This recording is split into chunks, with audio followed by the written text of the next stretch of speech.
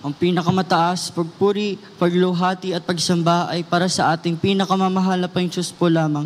At dobleng paggalang at pagrespeto at patuloy na pag-aalaala sa mga ginintoang turo't aral ng ating beloved dear honorable Pastor Will D. Almeda and to our dear honorable Assistant Pastor Lina C. Almeda, and greetings to all of beloved Almeda family, sa lahat ng beloved preachers, beloved workers, at beloved brethren.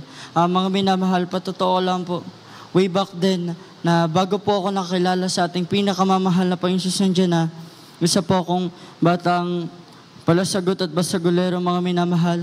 Andyan po na, at a very young age, mga minamahal, 13 years old, natuto na po akong uminom at mag-vape ng patago, mga minamahal. Hallelujah! Andiyan na, sa katagalan mga minamahal, nalaman po yan ng aking beloved tita. Andiyan na, nagalit po yan sa akin mga minamahal. Andiyan na,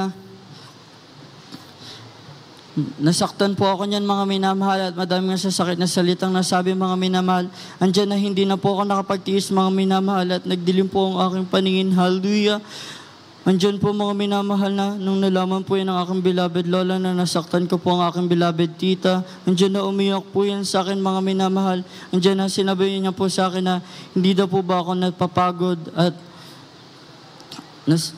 hindi daw po ba ako napapagod mga minamahal na paulit-ulit lang mga minamahal. Andiyan na paulit-ulit na bisyo mga minamahal na sa edad na yun mga minamahal.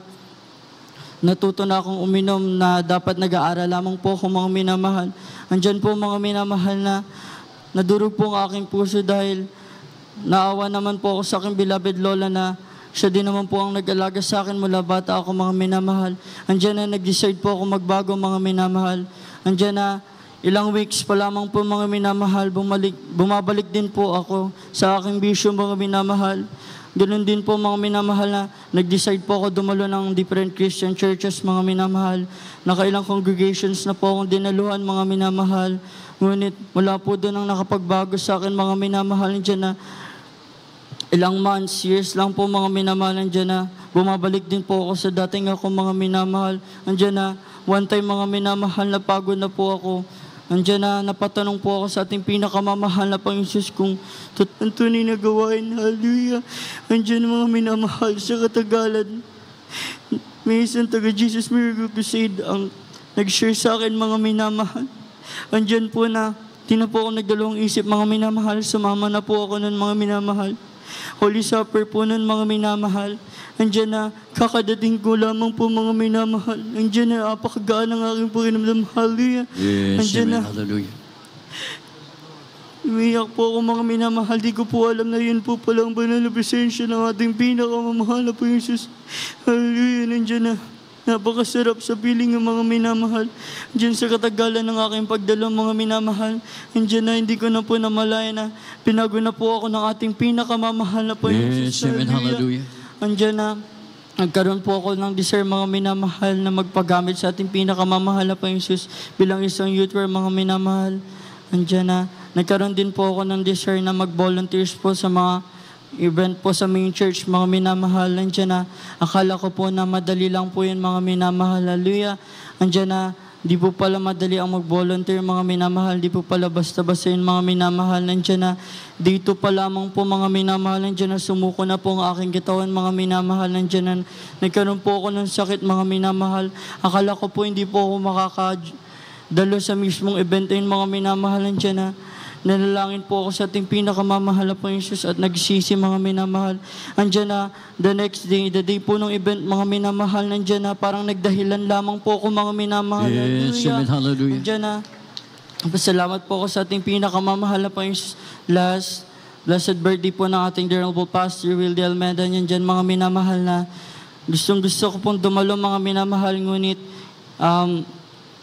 kulang po ang aking pamasahe papunta sa event na yun mga minamahal. Nandiyan, hallelujah, na nanalangin po ako sa ating pinakamamahal na Panginoon Jesus na bigyan niya po ako ng pagpapala upang sa ganyan na makapag-join po ako dun mga minamahal dahil sa desire na yun mga minamahal. Nandiyan na, the day po nung event na yun mga minamahal, nandiyan na, Binigyan po ako ng pera ng aking beloved mother, bagamat hindi po siya save, mga minamahal. Nandiyan na naawa po siya sa akin. Nakita niya po na gustong gusto ko po na dumalo doon, mga minamahal. Hallelujah. Nandiyan, nagpapasalamat din po ako sa ating pinakamamahal na Panginoon na niya.